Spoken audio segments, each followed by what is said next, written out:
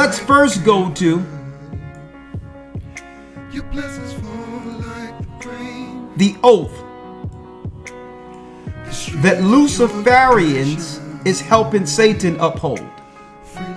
Right? You know where I'm going, sir. The oath. Yes, sir. Right? Isaiah 14.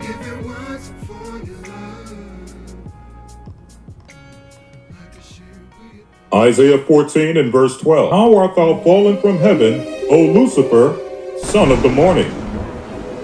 How art thou cut down to the ground, which didst weaken the nations? Which did weaken the nations. Read.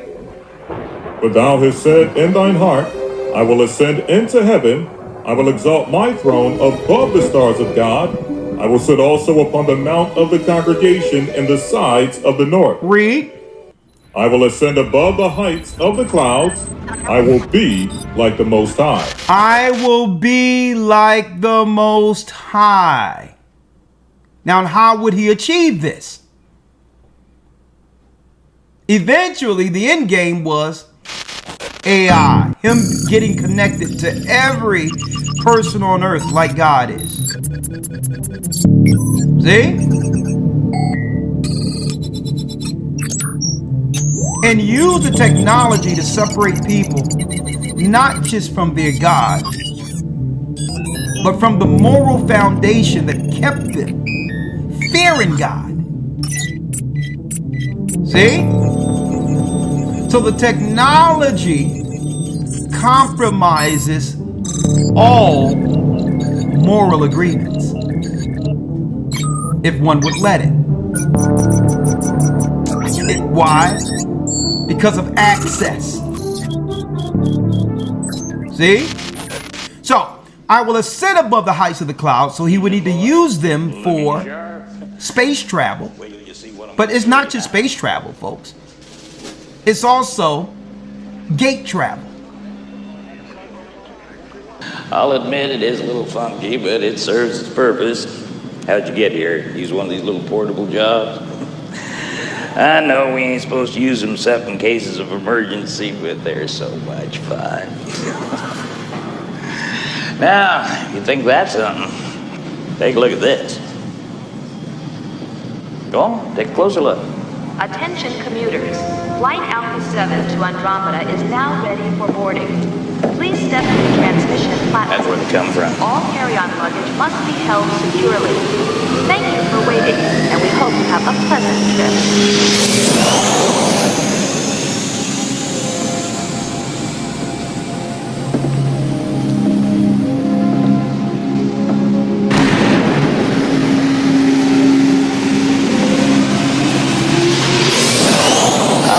Works exactly, but it has to do with some sort of gravitational lens deal, bending the light or some damn thing.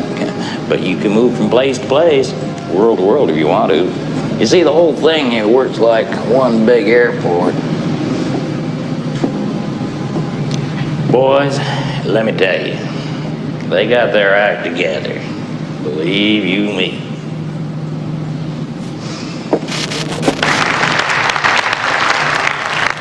Our projections show that by the year 2025, not only America, but the entire planet will be under the protection and the dominion of this power alliance.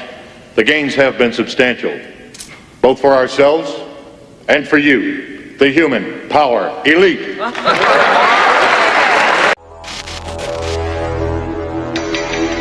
Some people would say this revolution is characterized by the fight of robots against human beings, and we will win this fight.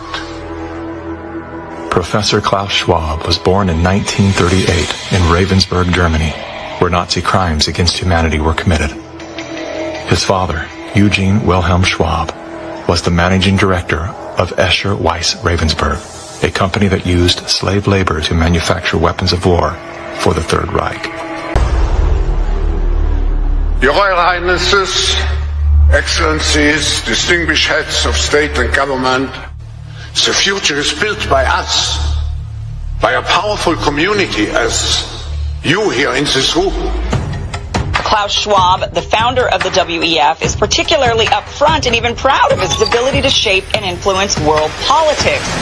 I created the community of global shapers as a means, as a force to shape our common future. And of course, their Global Young Leaders program is a grooming ground so that when they ultimately infiltrate cabinets, We penetrate the cabinets. they will likely tend to govern a certain way. Nobody will be safe if not everybody is vaccinated. The names and the countries he mentioned ended up being some of the most dystopian and authoritative during this pandemic. Names like Miss Merkel, Vladimir Putin, and so on. Other names?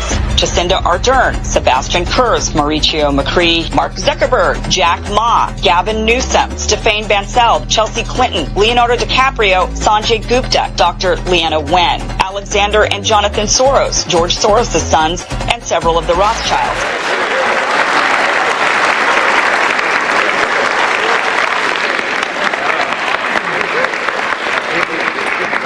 You have given us entree to the resources we need in our ongoing quest for multidimensional expansion. And in return, the per capita income of each of you here tonight has grown, and this year alone, by an average 39%. Isn't it lovely, darling?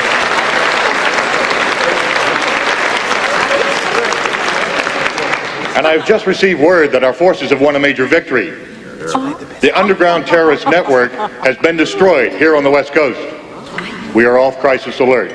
The situation is normal again. Well, boys, as far as we go. Technique called multispectral analysis. This would allow space sensors to penetrate natural barriers and camouflage. Can you get us inside?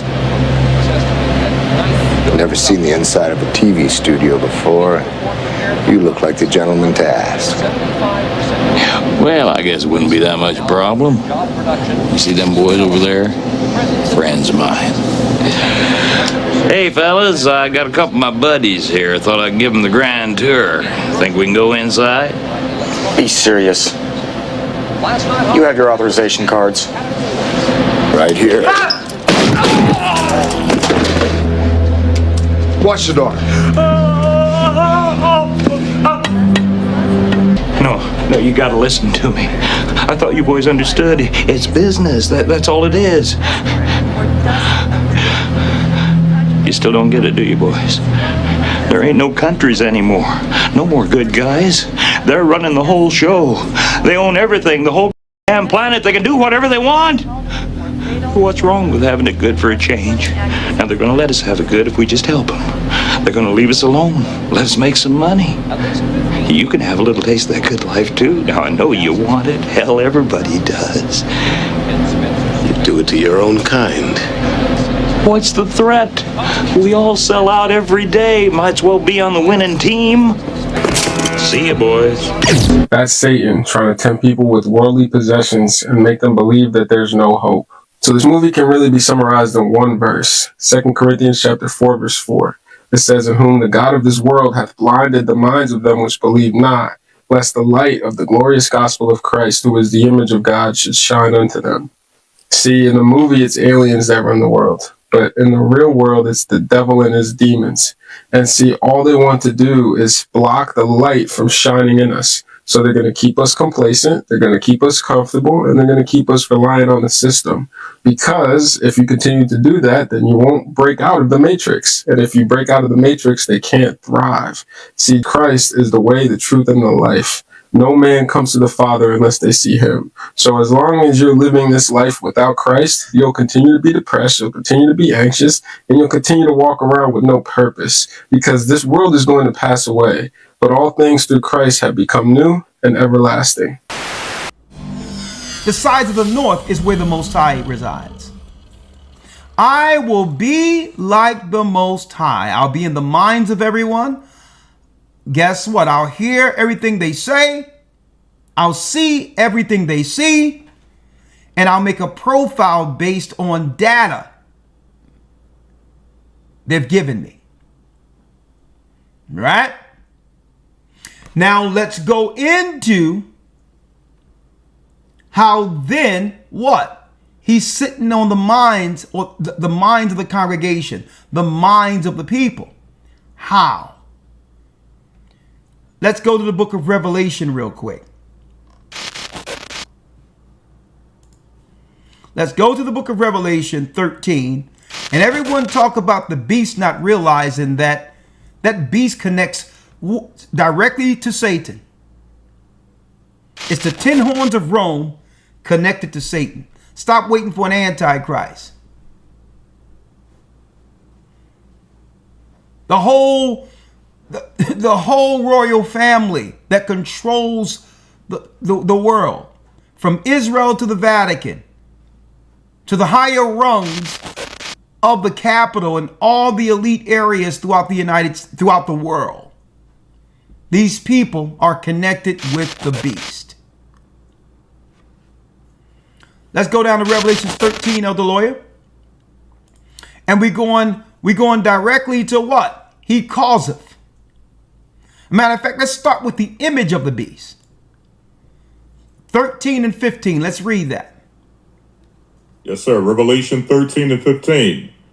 And he had power to give life unto the image of the beast, that the image of the beast should both speak, and cause that as many as would not worship the image of the beast should be killed. So there's a certain image, a certain lifestyle that comes with those who follow the beast.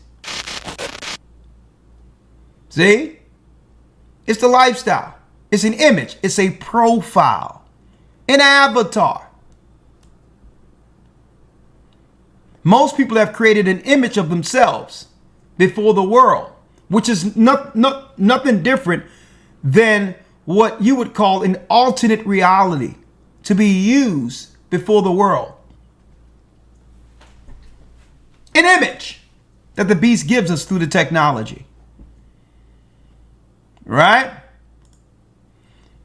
So it has that component, a pride component with it, a lifestyle component, a standard where you would show people that you're doing all these great things and you're showing forth the best life before the world, even when you're flat broke.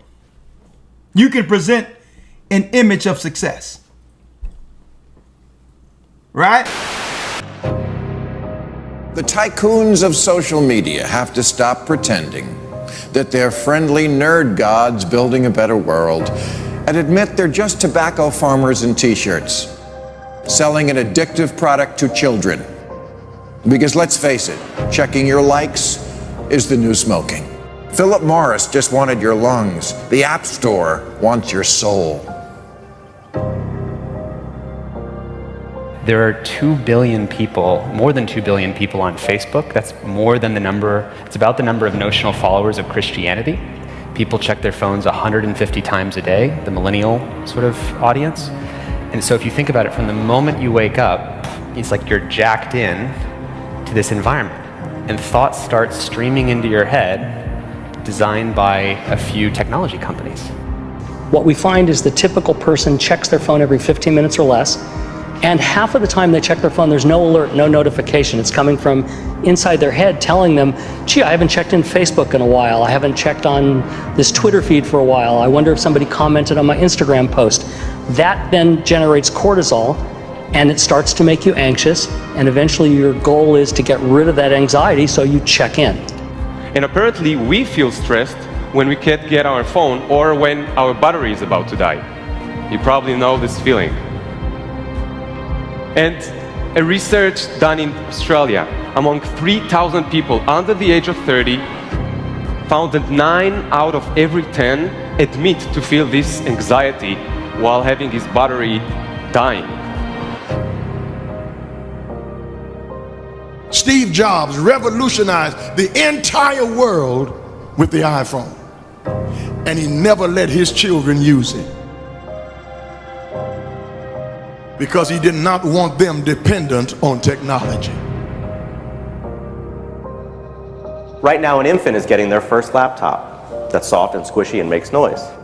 Right now, a child is being born online and being favorited and retweeted.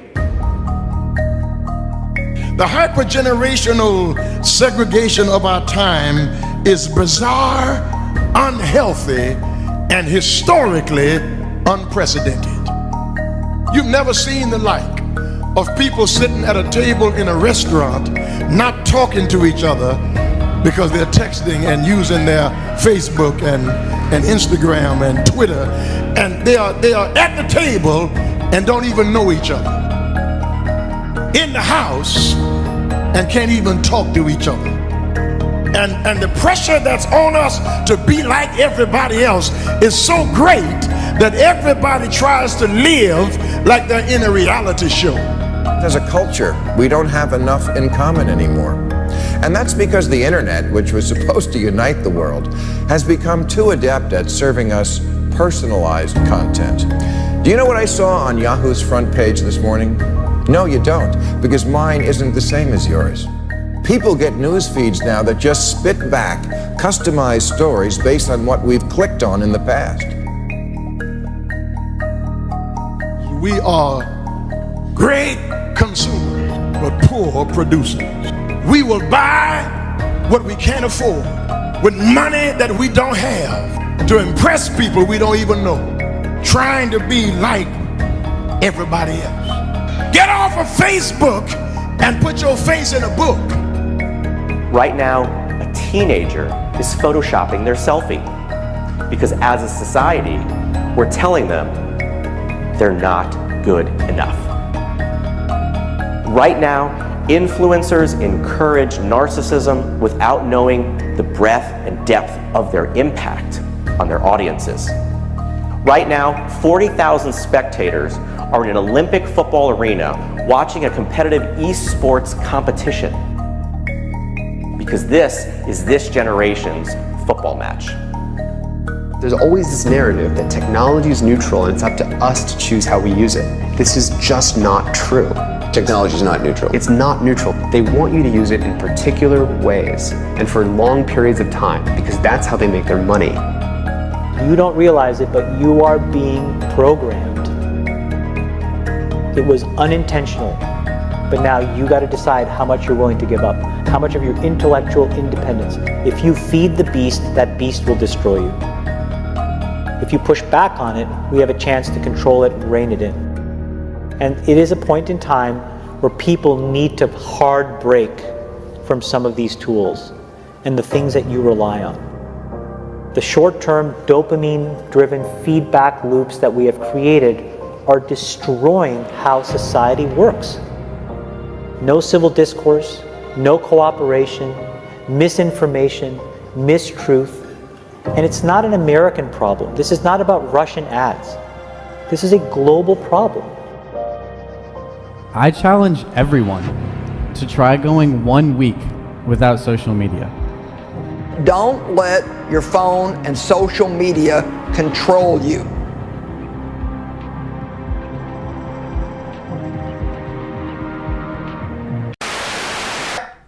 And to a lot of people, that's a form of really an escape. It's an escape from the reality of their lives. They can be something else that others revere or idol, even though nothing is going on. The internet will allow them to have that attention. See? And cause that as many would not worship the image of the beast should be killed. So they're going to do what? They're going to be able to isolate those who didn't capitulate, who didn't worship the beast or his image. Now that they got everyone in a database, they'll now have a database of the enemy that they're seeking to destroy, who 9 times out of 10 is connected to the Father. A day in the life of UK school children 2035. So now, if everyone is in the same database, you have gone over your they did it through my card. Your access is denied. You have gone over your they got this and your access is denied. Through Obamacare now, everyone, my chart, where all your medical and all that is right there, that can be seen from anybody in the world. So that's the medical side. Then you got the school side. Then you got the financial side.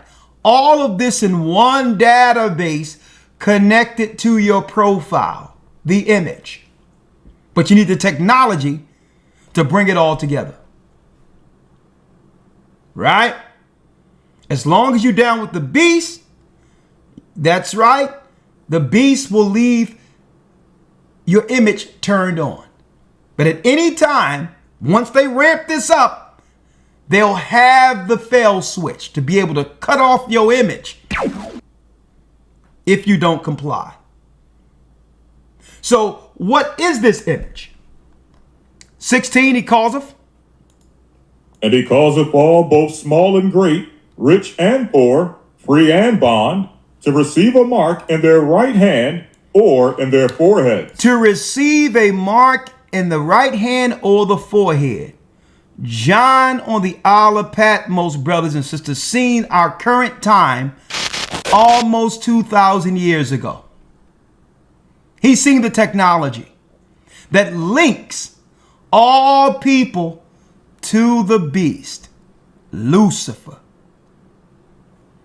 These people that are over all of these elaborate scientific buildings and of technology, folks, they are Satanists. In some cases, humans are now attempting to be creative. They are or Satanists. at the very least, to modify God's natural order of creation. Now, let's examine real quick that mark, Revelation 13, verse 16. We covered a little bit of this in the academy. But let's break it down. He causeth. So what is the cause? Well, if you don't get it, you're barred out of society. They didn't go broke, they got deleted. In China, tens of thousands of young people are suddenly homeless, not because of money, but because the system erased them. Imagine a society where everything you do, everything you say, and everything you buy is controlled and evaluated by the authorities. This is what the Chinese Communist Party calls social credit. By using the mechanism of social credit, we'll be able to establish a blacklist of people and create a system of punishment that will be based on a scientific theory. These punishments will serve as a whip to rebuild moral values. Our society needs it. The country's social credit system decides who's trustworthy. But if you're blacklisted, it's game over. Your WeChat Pay stops working, you can't receive your salary, can't buy food, can't even book a train ticket. It's like being alive, but digitally. Many are now sleeping in the streets, cut off from everything. Jobs, housing, even communication. All because one app, one algorithm decided they don't belong. It's not science fiction. In China, it's a reality. Then there's the public shaming. Photo galleries of blacklisted citizens.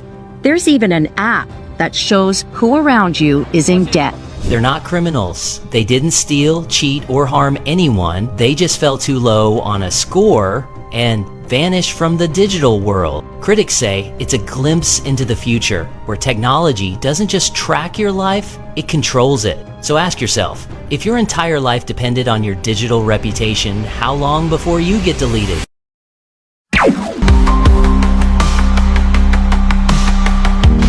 You will not be able to work in the United Kingdom if you do not have digital ID. Our immigration system does need to be fair if we want to maintain that binding contract that our politics is built on. And that is why today I am announcing this government will make a new free of charge digital ID mandatory for the right to work by the end of this Parliament. Let me spell that out. You will not be able to work in the United Kingdom if you do not have digital ID. It's as simple as that. Please scan your ID. Access denied. Carbon quota exceeded. What? No, come on. You've got to be kidding me.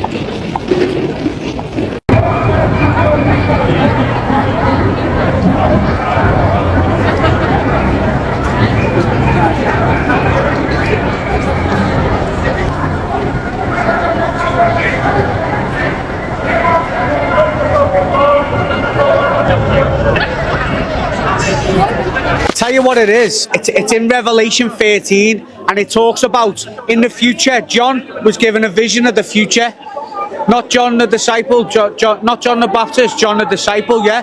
He was given God showed him what was going to happen in the future, right? And he said, no man can buy or sell unless he takes the mark in his right hand or upon the forehead. Now this isn't the mark, but it's laying the foundations for it. They want everything cashless. They want everything digital, everything you do, everything you buy, everything. It's got to go through them. If you're not complying, then basically you're against the system and you'll be beheaded for it. This is what the Bible's teaching. Now people are starting to comply with what's happening. People are just walking around shopping. Of just like town is no different to what every other day. It's like nothing's happening. Digital ID must be accepted by U.S. citizens by 2028 or risk exclusion from society. Christian, are you going to be ready?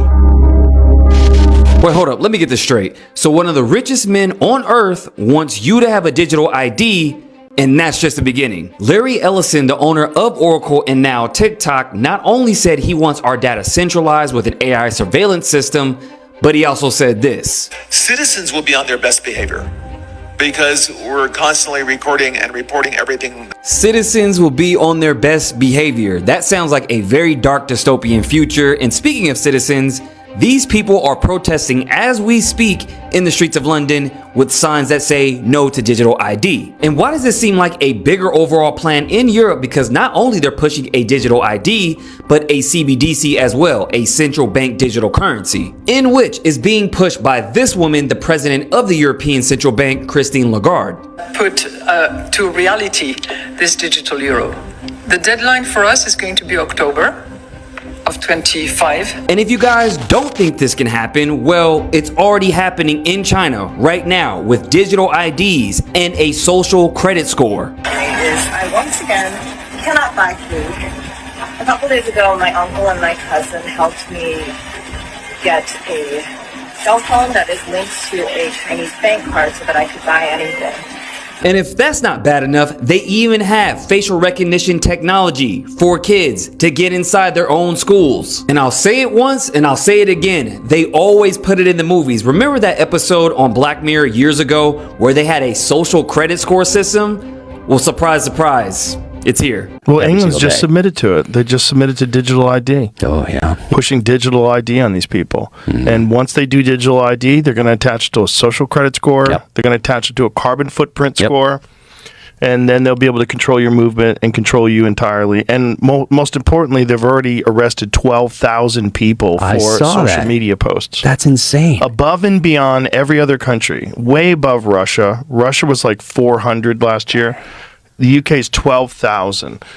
Any criticism of immigration, any criticism of grooming gangs and people being raped, any talk about how horrible this is, they come visit you.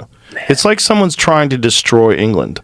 It's literally like they've got a concerted effort to destroy England, and they're getting away with it. Yeah, and what happens over there? It's really crazy. It's really crazy to watch because the mass immigration's not an accident. If I was going to destroy a country, I would do it exactly the way they're doing it. I'd take away their freedom, take away their ability to protest, take away their guns, which they did in the 90s, and then you start tightening that noose. Tighter and tighter, add more restrictions, more this, more that. Whether you're small, whether you're great, whether you're rich, or whether you're poor, in order to get your EBT cards refilled, in order to get your food, housing, if you're poor, you're going to have to comply. If you're rich, if you want to sustain the lifestyle you've come accustomed to, you're going to have to comply. Free, whether you're walking around free on earth, or whether or not you are in jail. If you're walking free right now like Chris Brown, or if you're locked up like P. Diddy. Here's the options. To receive a mark. Let's look at this mark. Mark. Charagma. A scratch. Etching. That is a stamp as a badge of servitude. When it says etching, that's in the skin, folks.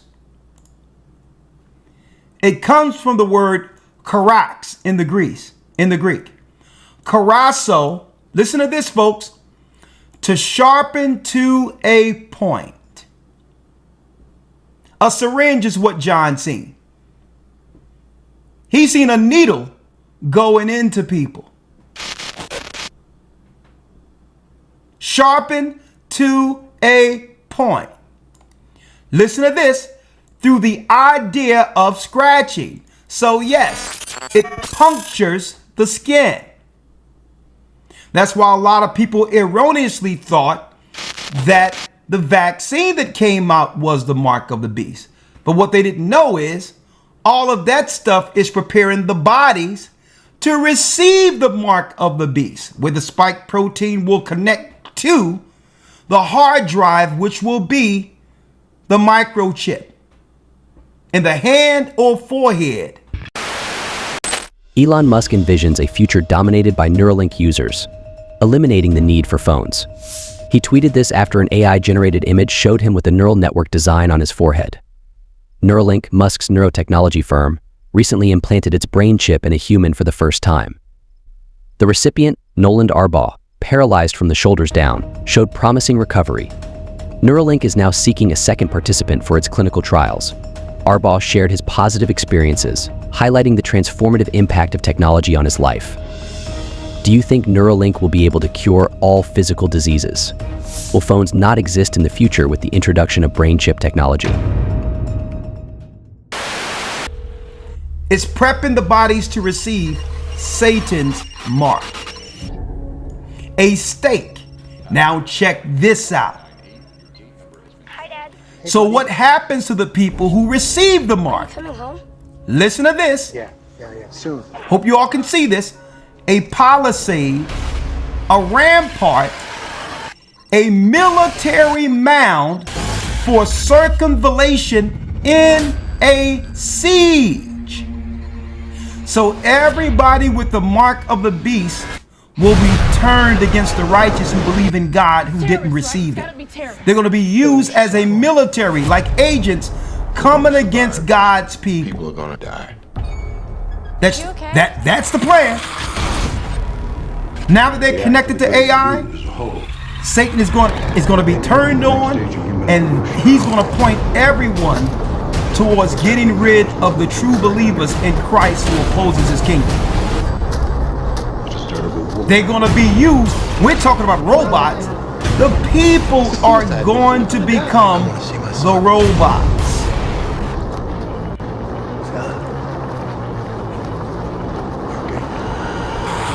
Now, either you're going to be replaced by robots or become the robots. When the chip is in you, they don't need the robots. They can just control people. They'd rather be people. There's a battle playing out for our very humanness. It sets the context for every event that is unfolding in our world. There's something deep within each of us, so powerful, so precious, that nations will go to war with other nations to keep us distracted. There is a movement to replace our bodies with synthetics, chemicals in the blood, sensors under the skin, computer chips in the brain, artificial intelligence. It steals from us our ability to access this part of us. We're about to give our humanness away to the technology before we even know what it means to be fully human. And we are more than we've been led to believe. Huh? Are y'all following me here? So now, in order for them to do this, they had to set up what? They had to set up a surveillance grid. That's what Ezra seen in 2nd Ezra 16. Elder Lawyer, if you can, let's get that real quick. And let's go when it talks about you're not going to be able to go into certain cities. You think you were free? Take a look around you the next time you walk down any major street in any major city. Count the cameras, count the sensors, count the new smart infrastructure being installed on street corners, light poles, and buildings. Now realize that what you can see is just the tip of the iceberg. While most people remain distracted by celebrity gossip and manufactured political theater, the most comprehensive surveillance infrastructure in human history is being quietly installed in cities across the globe.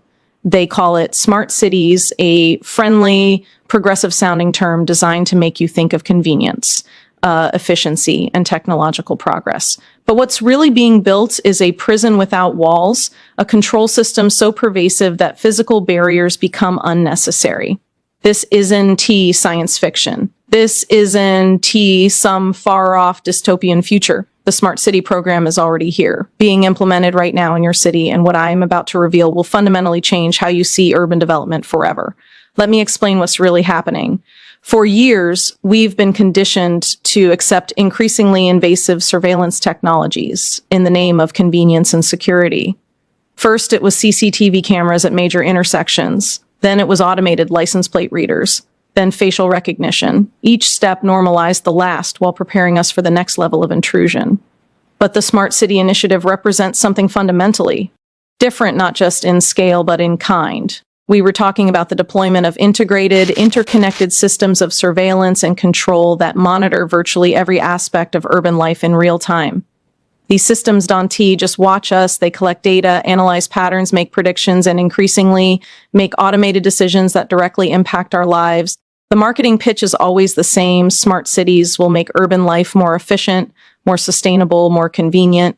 Traffic will flow better, energy will be conserved, crime will be reduced, public services will be optimized, and some of those benefits might even materialize, but they come at a cost that's rarely discussed: the complete erosion of privacy, autonomy, and freedom of movement in public space. What most people don't realize is that this isn't just about cameras on street corners. The technology being deployed is far more sophisticated and intrusive than most citizens understand, and it's being rolled out globally, following remarkably similar patterns across countries with otherwise different political systems, suggesting a coordinated effort that transcends national governments. The concept of smart cities emerged from IBM's Smarter Planet initiative, launched in 2008, right after the financial crisis, when governments were desperate for new economic development models. The initial focus was on using data and technology to improve urban infrastructure and services, but what began as a corporate marketing campaign has evolved into something far more comprehensive and concerning. Today, smart city technologies have evolved into a sophisticated ecosystem of interconnected surveillance and control systems that permeate virtually every aspect of urban life. Ubiquitous sensor networks blanket our cities with thousands of monitoring devices that capture everything from environmental conditions to human movement patterns, creating vast data streams that reveal how citizens interact with urban spaces. These networks work in tandem with advanced camera systems that go far beyond traditional CCTV, incorporating facial recognition, gait analysis, behavioral detection algorithms, and thermal imaging capabilities that can identify individuals, track their movements throughout the city, and automatically flag behaviors deemed abnormal or suspicious by the system's parameters. At the heart of this infrastructure lie integrated data platforms that function as central nervous systems, aggregating information from countless sources: environmental sensors, surveillance cameras, social media feeds, mobile devices, and payment systems to create comprehensive profiles of both urban dynamics and individual behavior patterns. These platforms feed into sophisticated predictive analytics systems that leverage artificial intelligence to forecast future events based on historical data, from traffic congestion and crime hotspots to public health trends, increasingly driving automated responses without human oversight or intervention. The physical infrastructure of smart cities has been transformed through Internet of Things, IoT technology, with connected devices embedded throughout the urban environment: smart streetlights that monitor presence and adjust illumination, trash receptacles that signal when they require emptying, and countless other intelligent objects that serve dual purposes, providing services while simultaneously collecting data on citizen behaviors and movements. Access to physical spaces and services increasingly relies on biometric control systems that use facial recognition, fingerprint scanning, or other biological identifiers to regulate entry to transportation systems, buildings, services, and even public spaces, creating invisible barriers that can be selectively enforced based on algorithmic determinations. Perhaps most concerning is the proliferation of digital ID systems that make identification mandatory for accessing essential services, transportation networks, and even private businesses, generating permanent trackable records of individuals' movements and activities throughout the urban landscape. These interconnected systems, Don T, operate in isolation but function as a unified surveillance grid that can monitor, analyze, and potentially control virtually every aspect of urban life, raising profound questions about privacy, autonomy, and the changing relationship between citizens and the cities they inhabit. But here's what makes this truly Orwellian: the integration of all these systems into a unified surveillance and control grid. Individual technologies might seem benign or even beneficial in isolation. It's their combination into a single comprehensive system that creates unprecedented capabilities for monitoring and controlling populations. Let me give you concrete examples of how these systems are already being deployed. In Singapore, the Smart Nation initiative includes lamppost-mounted cameras with facial recognition capabilities covering much of the city. These cameras, Don T, just identify individuals. They can detect suspicious behaviors like loitering or gathering in groups. The system is integrated with a mandatory digital ID that tracks citizens' interactions with government services. In China, cities like Shenzhen have implemented comprehensive surveillance systems that track individuals through facial recognition, monitor social media activity, and assign social credit scores that can restrict access to transportation, housing, and employment. The system doesn't just observe behavior, it actively shapes it through automated rewards and punishments. But if you think this is just happening in authoritarian countries, think again. In London, the Smart London initiative has deployed thousands of sensors and cameras throughout the city, creating what they call a digital twin, a real-time virtual replica of the physical city that tracks movement patterns, energy usage, and individual activities. The system is increasingly being used to make automated decisions about resource allocation and policing priorities in New York City. The Link NYC kiosks that replaced phone booths are equipped with multiple cameras, microphones, and sensors that track pedestrian movements and behaviors. These kiosks also serve as Wi-Fi hotspots, collecting data on devices that connect to them and creating detailed maps of individual movements through the city. In Toronto, Google Sidewalk Labs attempted to develop a city from the internet up on the waterfront with embedded sensors throughout the built environment, collecting data on virtually every aspect of urban life. Though this particular project faced backlash and was scaled back, similar initiatives continue in cities worldwide. The most disturbing aspect of these systems is how they are being normalized and expanded without meaningful public debate or consent. Smart city technologies are typically implemented through public-private partnerships that obscure accountability and bypass traditional democratic processes. Decisions about what data to collect, how to analyze it, and who has access to it are made by technical experts and corporate representatives, not elected officials or citizens. The technical capabilities of smart city systems are advancing at a breathtaking pace, with the latest generation introducing unprecedented levels of prediction, control, and behavioral manipulation. Predictive policing algorithms now leverage artificial intelligence to analyze complex patterns of movement social media activity and historical incident data, claiming to forecast not only where crimes might occur, but who might commit them, often with troubling consequences. These systems frequently direct increased police resources toward already heavily monitored communities, creating dangerous feedback loops where greater surveillance leads to more arrests, which in turn justifies even more intensive monitoring, perpetuating cycles of over-policing in marginalized neighborhoods. Beyond mere observation, smart cities now deploy sophisticated behavioral modification systems explicitly designed to shape citizen conduct through a calculated system of digital nudges, incentives, and penalties.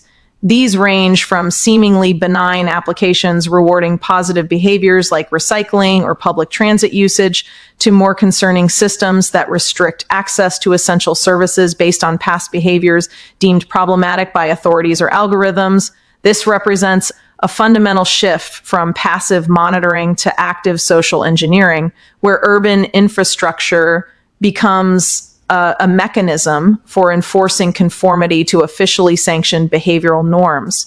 Perhaps most disturbing is the rapid deployment of emotion recognition technologies, advanced camera systems claiming to detect and categorize emotional states based solely on facial expressions and body language analysis. Despite serious questions about their accuracy and scientific validity, these systems are increasingly appearing in public spaces, educational institutions, and workplaces, identifying individuals who display emotional patterns flagged as concerning or abnormal by the System S parameters. This introduces a new frontier of surveillance that penetrates beyond external behaviors to attempt monitoring of internal emotional states. The development of persistent tracking capabilities represents another quantum leap in surveillance power, enabling systems to follow individuals seamlessly across multiple data sources and physical locations. This creates comprehensive longitudinal records of movements, associations, and activities over extended time periods. The implication is profound. These systems aren't merely capturing isolated moments, but constructing complete historical profiles of where you've been, who you've interacted with, and what patterns emerge from your daily life, essentially eliminating the concept of practical anonymity in public space.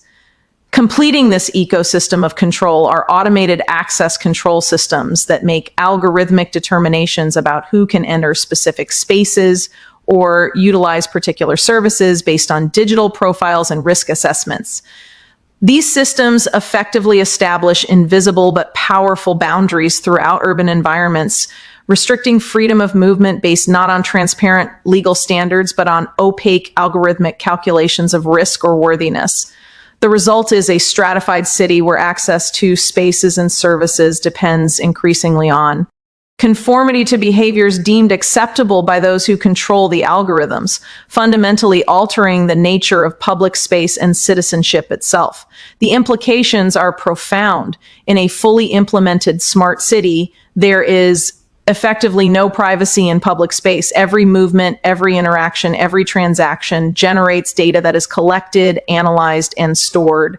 This data doesn't just sit in isolated databases. It is integrated into comprehensive profiles that can be used to predict behavior, assess risk, and make automated decisions that directly impact people's lives.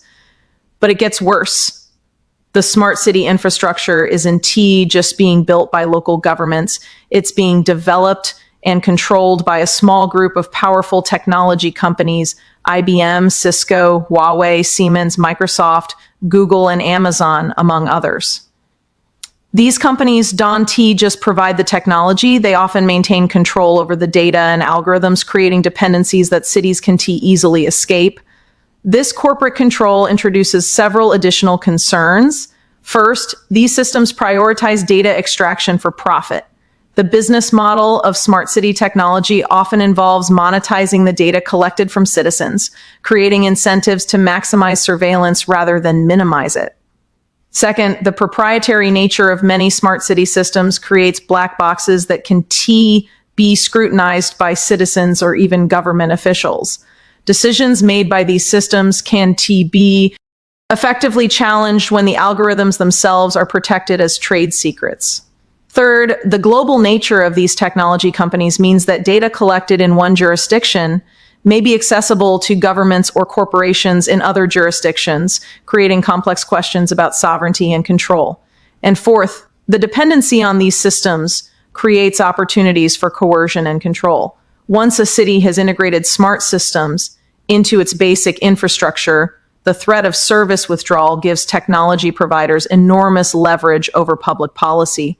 But perhaps the most concerning aspect is how smart city technologies are eroding the traditional boundary between public and private surveillance. Data collected by private companies through consumer devices and services is increasingly being integrated with government surveillance systems, creating comprehensive profiles that neither sector could build alone. For example, Amazon's Ring doorbell cameras and Sidewalk mesh network create private surveillance networks that can be accessed by law enforcement without warrants in many jurisdictions.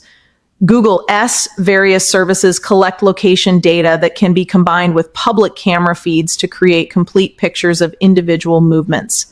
Telecommunications companies track mobile device locations that can be correlated with smart city sensor data. This public-private surveillance partnership represents a fundamental threat to civil liberties. So if you're running Android today or any Apple iPhone, they know where you go, who you call, what you buy, and what you browse. And they resell that data, your data, to advertisers. Your advertising ID follows you everywhere. Even if your phone is switched off or if it's in airplane mode, it's still pinging Wi-Fi, it's still pinging towers, it knows exactly where you are. I said to a couple of buddies of mine, we need to do a phone that is not subject to the whims of Google and Apple. If you've ever heard of Pegasus, it's an offensive cyber virus used for hacking phones. The guy that developed that is our CTO. We'll deliver the first 500 units next month. It's our hardware, it's Android-based, but it's all our code, our phone, not made in China, supply chain not coming from China, with our operating system, with our own store, antivirus, VPN, and secure messenger. It comes with an actual kill switch. If you turn this phone off and you separate this, it separates the electronics from the battery so that off is off. And we guarantee that none of your data is collected, stored, analyzed, or resold. Our messenger generates a new encryption key every call. Oh shit. Yes. Incredible. And because it's our app store, it's not Apple's, it's not Google's. We even have a lot of the apps that are not allowed in those stores.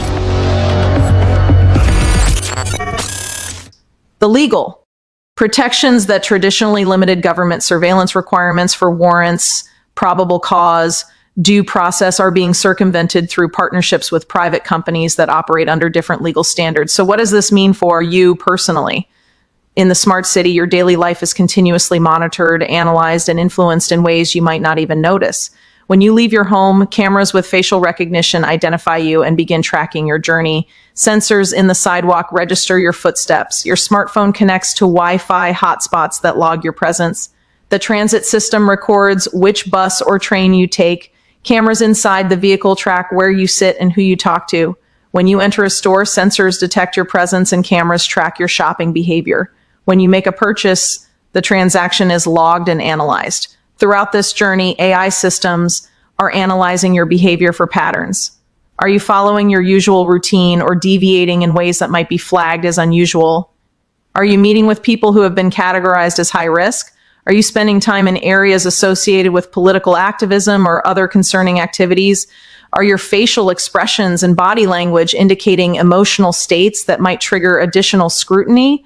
All of this happens without your awareness or consent. The systems are designed to be invisible, to fade into the background of urban infrastructure. The cameras are discreetly mounted in light fixtures and building facades. The sensors are embedded in sidewalks and street furniture. The data collection happens automatically without requiring any affirmative action on your part, and the consequences can be very real. In a fully implemented smart city, your access to spaces and services can be automatically restricted based on your digital profile. Your insurance rates might increase based on movement patterns that an algorithm flags as high risk. Your job applications might be rejected because you've been categorized as potentially unstable or unreliable based on behavioral analysis.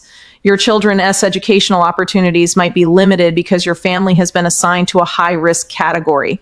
These aren't hypothetical scenarios. They read the logical extensions of systems already being implemented. They didn't go broke, they got deleted. In China, tens of thousands of young people are suddenly homeless, not because of money, but because the system erased them. Imagine a society where everything you do, everything you say, and everything you buy is controlled and evaluated by the authorities. This is what the Chinese Communist Party calls social credit. By using the mechanism of social credit, we'll be able to establish a blacklist of people and create a system of punishment that will be based on a scientific theory. These punishments will serve as a whip to rebuild moral values. Our society needs it. The country's social credit system decides who's trustworthy. But if you're blacklisted, it's game over. Your WeChat Pay stops working, you can't receive your salary, can't buy food, can't even book a train ticket. It's like being alive, but digitally. Many are now sleeping in the streets, cut off from everything. Jobs, housing, even communication. All because one app, one algorithm decided they don't belong. It's not science fiction. In China, it's a reality. Then there's the public shaming. Photo galleries of blacklisted citizens. There's even an app that shows who around you is in debt. They're not criminals. They didn't steal, cheat, or harm anyone. They just fell too low on a score, and vanish from the digital world. Critics say it's a glimpse into the future, where technology doesn't just track your life, it controls it. So ask yourself, if your entire life depended on your digital reputation, how long before you get deleted? The social credit system in China demonstrates how integrated surveillance and scoring systems can directly impact life opportunities. But similar systems are emerging in Western democracies, just with less explicit framing and more corporate involvement. The smart city represents a fundamental transformation of the relationship between citizens and urban space. Traditionally, cities have been places of anonymity and freedom, where people could reinvent themselves, explore new identities, and escape the social constraints of smaller communities. The surveillance capacity of smart cities threatens to eliminate this freedom, creating environments where every action is observed, recorded, and potentially judged. This has profound implications for political freedom. When public spaces are continuously monitored, the ability to organize, protest, and advocate for political change is severely constrained. Facial recognition at protests allows authorities to identify and target participants. Movement tracking reveals organizational networks. Behavioral analysis flags potential agitators before they even act. The chilling effect on free expression and association cannot be overstated. When people know they are being watched, they modify their behavior. They avoid controversial topics. They limit their associations. They self-censor. This isn't speculation. It's a well-documented psychological phenomenon called the panopticon effect, named after a prison design where inmates could never know if they were being observed at any given moment. So what can we do about this? First, we need to recognize that the smart city is not inevitable in its current form. The technologies themselves are not inherently oppressive.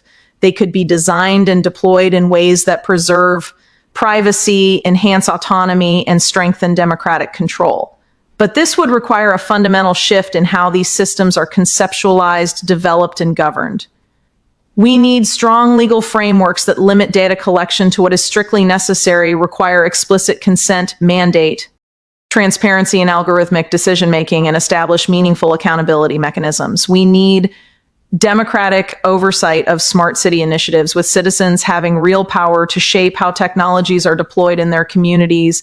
We need technical designs that prioritize privacy and data minimization rather than maximizing surveillance capabilities. Most importantly, we need to challenge the narrative that comprehensive surveillance is necessary for efficiency, sustainability, or security. There are alternative approaches to achieving these goals that don't require sacrificing fundamental liberties. We need to demand these alternatives and refuse to accept the false choice between modern urban amenities and basic privacy rights. The struggle over smart cities is ultimately a struggle over power and control in the digital age. Will our urban environments be designed to serve citizens, enhancing their freedom and autonomy? Or will they become mechanisms of unprecedented surveillance and control, serving the interests of corporations and authoritarian governance? This isn't just about technology. It's about the kind of society we want to live in, and the decisions being made today about smart city infrastructure will shape that society for generations to come. The time to pay attention and to act is now, before these systems become too entrenched to challenge. Because once the full smart city infrastructure is in place, there may truly be no escape. Yes, sir. So in order to do that, they're going to have to set up surveillance grids. Similar to when everyone was dealing with lockdowns during so-called COVID, but when you came outside, you noticed new cameras on all of the traffic lights. They set up the new system with AI for surveillance during the time of lockdowns. And they had to lock down the world because all of the systems had to come into the AI grid. Are y'all following me here?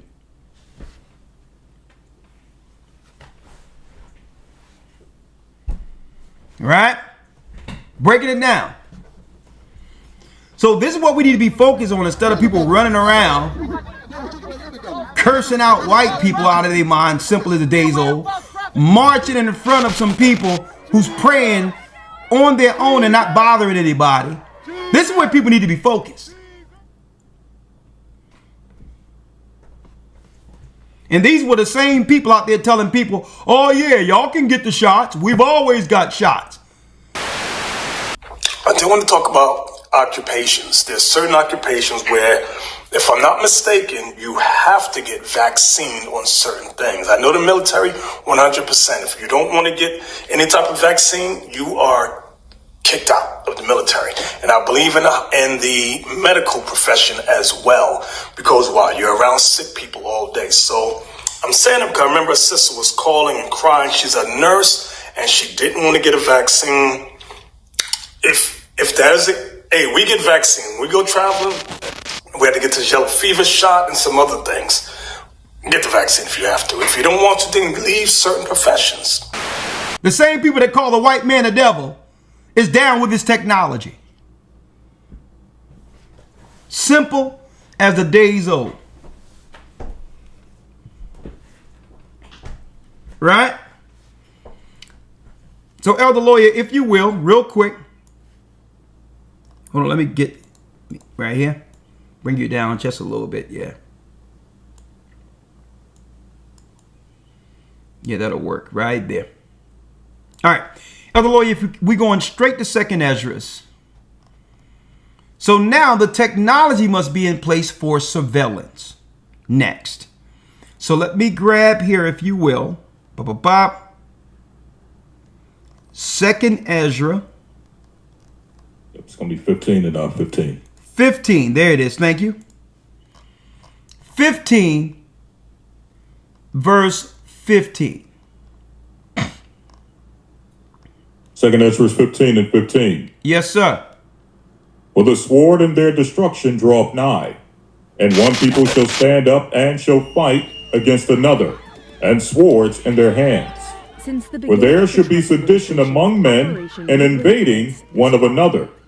They shall not regard their kings nor princes, and the course of their actions shall stand in their power. Shall stand in their power. What are we seeing right now? I showed it earlier. What people really need to be focusing on according to prophecy. This is what's going on down in Chicago right now. Alma. Where is she at? I don't know.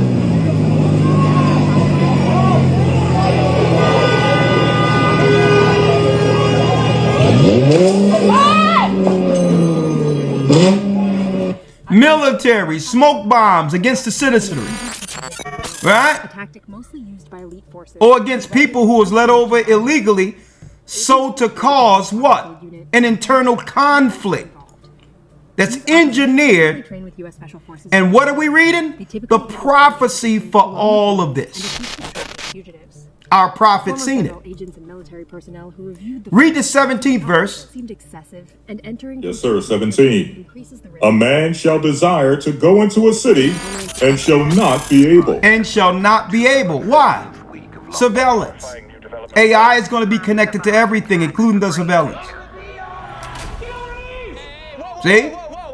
So when they say that state, local, and federal, the military and the local police are working in coordination, folks, that's just a technicality to get over the Posse Comitatus Act.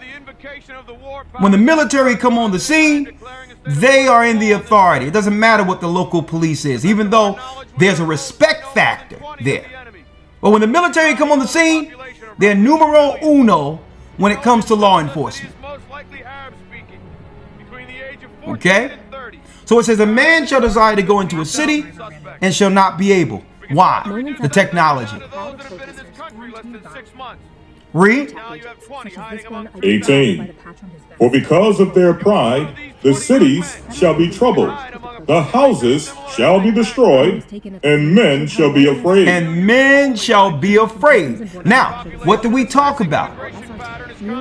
In this presentation, we discussed the fact that the majority of the people are going to lose their jobs. AI is going to replace their jobs. Which leads us to the next prophecy. 19. Hold on, let's get it.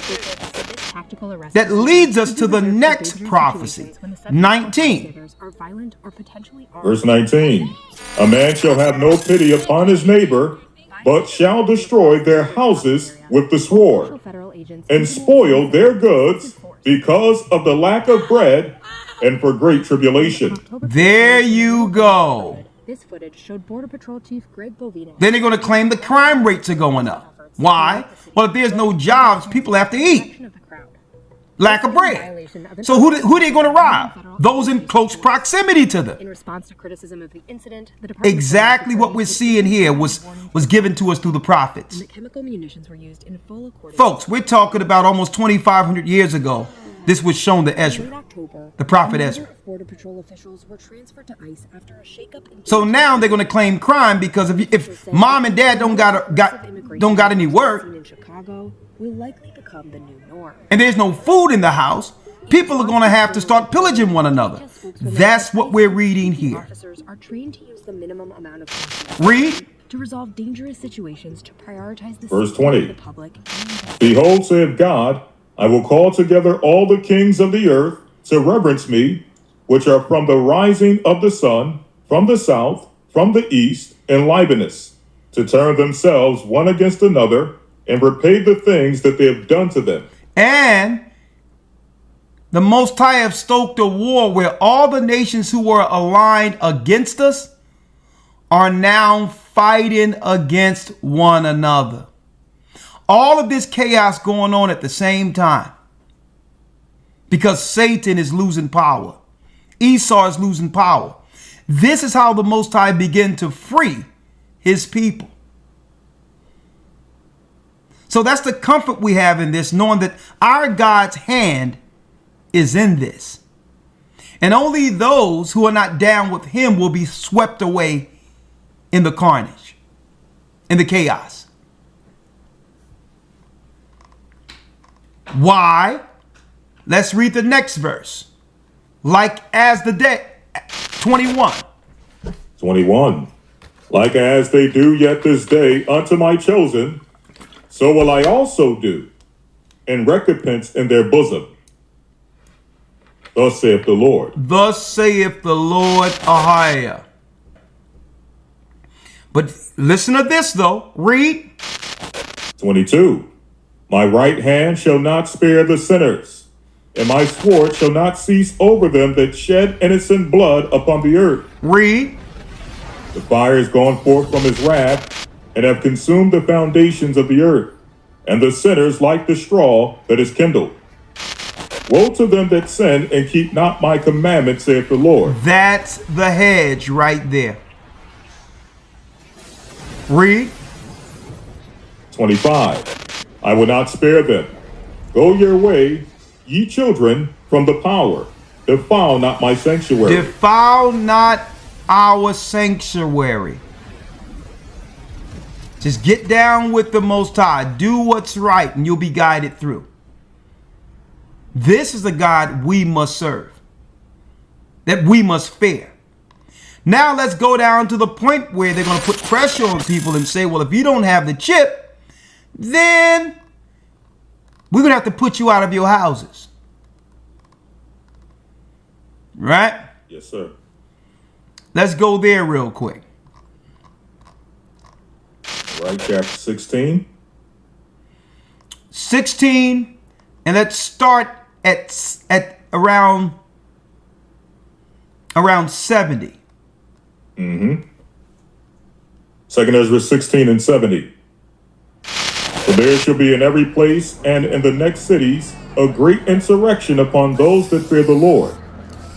They shall be like madmen, sparing none, but still spoiling and destroying those that fear the Lord. And this is coming down to those that what? That are without employment. It's going to be total chaos.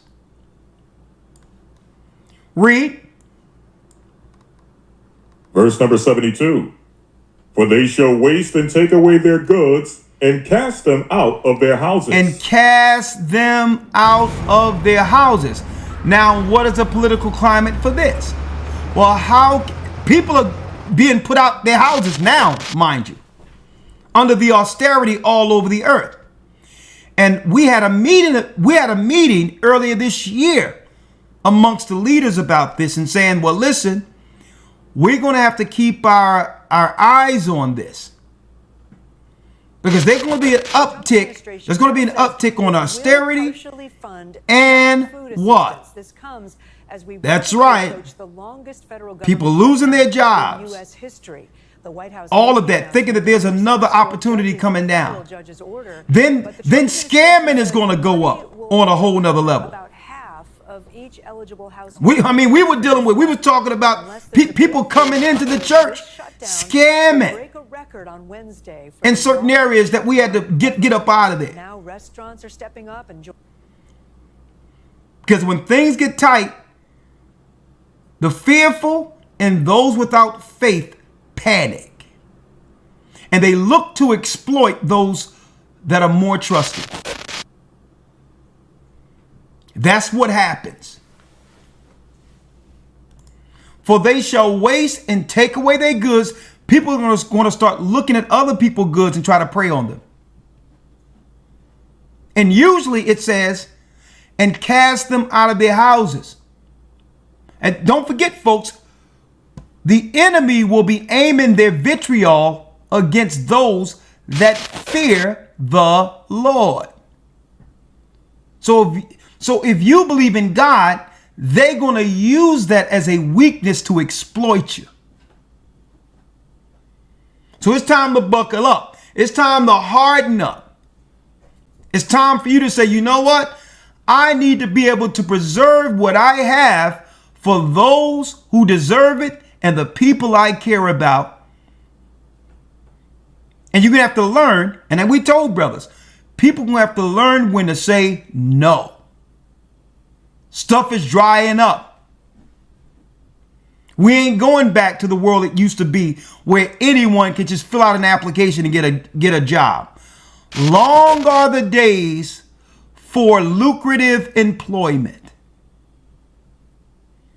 So the first place they're going to be looking to exploit are people that are trusting, believe in God, and all of that, because they're usually the first marks by scammers.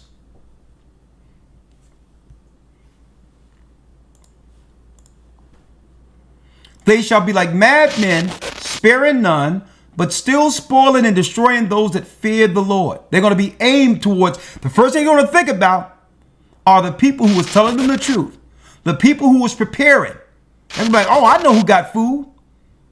I know who been preparing out there. They didn't listen to you in no time before now. But things are drying up now, and they're trying to come get what you stored for your family. 72. A day in the life of UK. For they shall waste and take away their goods and cast them out of their houses.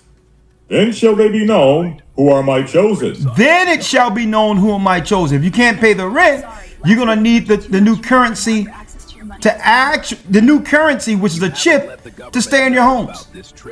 It'll be all of your technology all in one.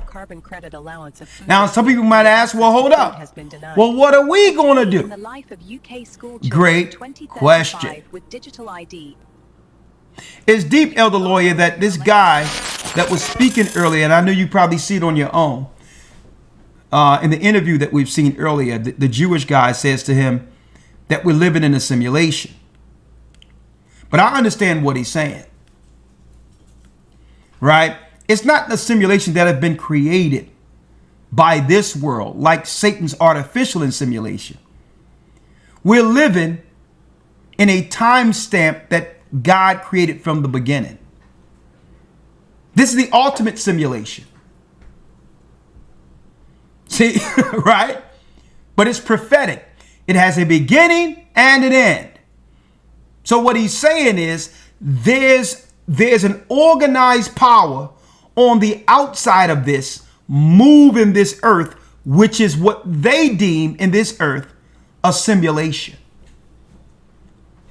That there's a greater intelligence that's greater than the intelligence that they serve, AI, that created something out of thin air that's in the center of the universe. And this world calls it a simulation, but it's not. It's the world the Most High created from the beginning. the Alpha, the Omega, the I, the Tha. The people of the promise rising to preeminence.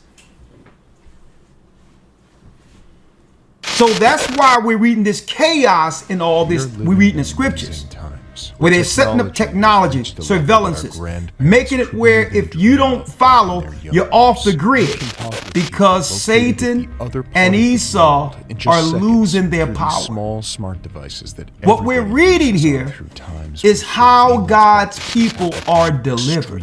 Unethical. No matter if you turn it off, through the no matter faith, if you put it on airplane, even through the austerity, even through the hard times, we lean on the God who made the world.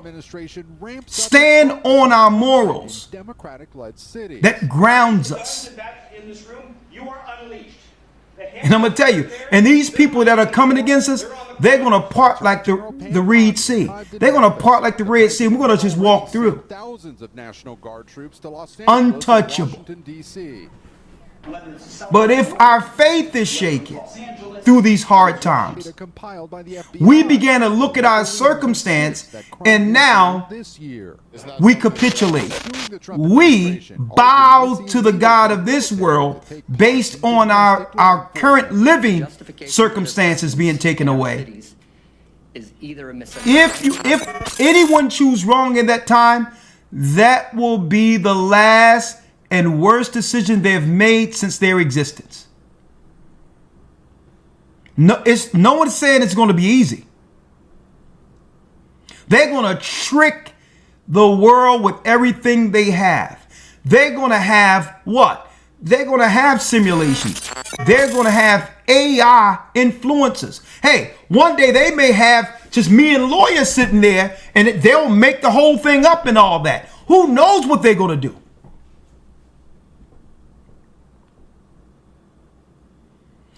But it's upon everyone to stand on the faith of that Bible to know what's right according to God, because Satan is going to pull out all the stops to try to destabilize people. Trust in the Most High. Get baptized. Get in the church. Stand on solid footing. And we'll be guided together. Right? They're going to try to do all types of stuff out there.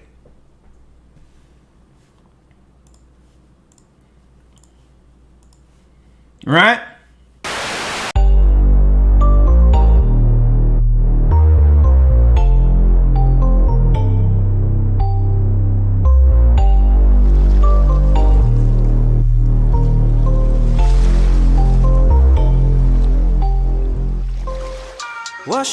Wash away, so we can be all unified.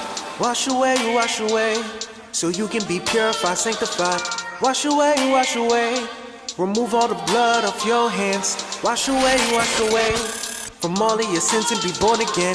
Wash away, from all the sins you have committed, yeah. Wash away, from all of your filth and your wickedness. Wash away, so you can get into the kingdom. Wash away, Heaven dug deep, so deep your soul was present. Forgot you had a flesh, so blessed made it to heaven. Without faith, it's impossible to please him either. We got our hands to the plow, we're looking forward, or we looking back. Pillars of salt, unworthy with him. One or the other, the Lord's kept when you love him. I hire nothing above him. Yeshai, son of a mother, who wisdom come from the water. We need to get in that water. Baptism is a sacred ceremony that was done from beginnings. Purification and priest before they washed all our sinning. Sacrificial anointing, covenant for the wisdom for all those unwavering and got in the water. Feels only the word. Devout Jews would have been washed already. Feel me? Pray that edifies. Yasharala on the rise. Goals trumping all way. The limit ain't the sky. On earth as in heaven, get manifested in harvest. So many clusters of grapes that Pentecost lit. Like menorahs from Taurus, our fringes all crisp. Living waters, the vibes our sisters been on. Trying to be the light to the world like the sun is. S-O-N, not the S-U-N. Kid, 1611's like the best new thing. Lit. Bible's trending right before he come in. Don't get weary and well doing or lose patience. It gets scary in judgment for sinners all waiting. Our Lord and tarry and either that day is all grace. Ain't no rapture and out of trials, that's all fake. Those in there until the end, the ones that's all saved. Straight and narrow the path, savior of all paid. Jews first, the nations next, the nation vexed. Our conditions positioned for disobeying mess. Wash away, so we can be all unified. Wash away, so you can be purified, sanctified. Wash away, remove all the blood off your hands. Wash away from all of your sins and be born again. Wash away from all the sins you have committed, yeah. Wash away from all of your filth and your wickedness. Wash away, so you can get into the kingdom. Wash away. Fresh out the water's the greatest feeling. I promise you nothing could even come close. All of my sins is adios. No more ODing, doing the most. After you clean, the sin it feel gross. Mr. Clean, spiritual soul. Riding around looking for lows. Riding around trying to keep my soul. Streets are submerging, looking for truth, couldn't stand the church. Open the Bible, couldn't stand the verse. Felt the hurt, seeing my family it hurts.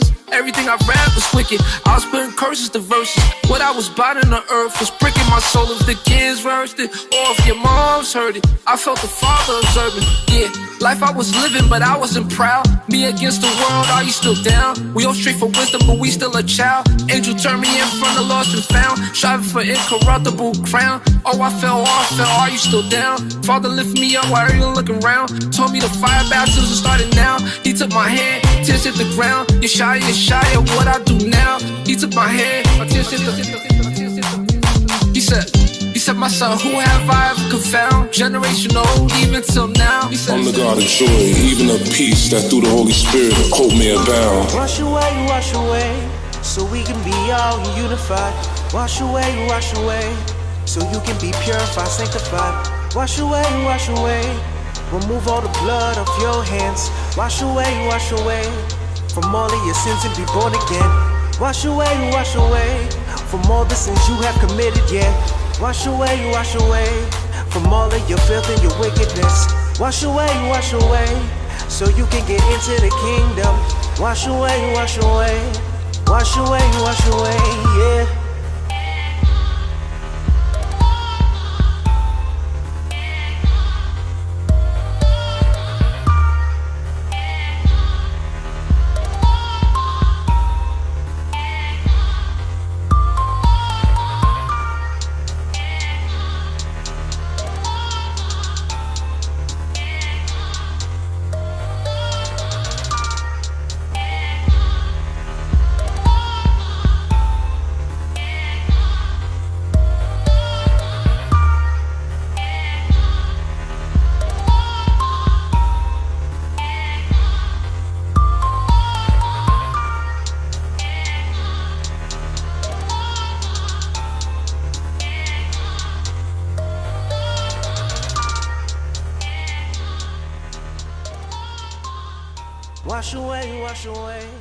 Wash away, wash away.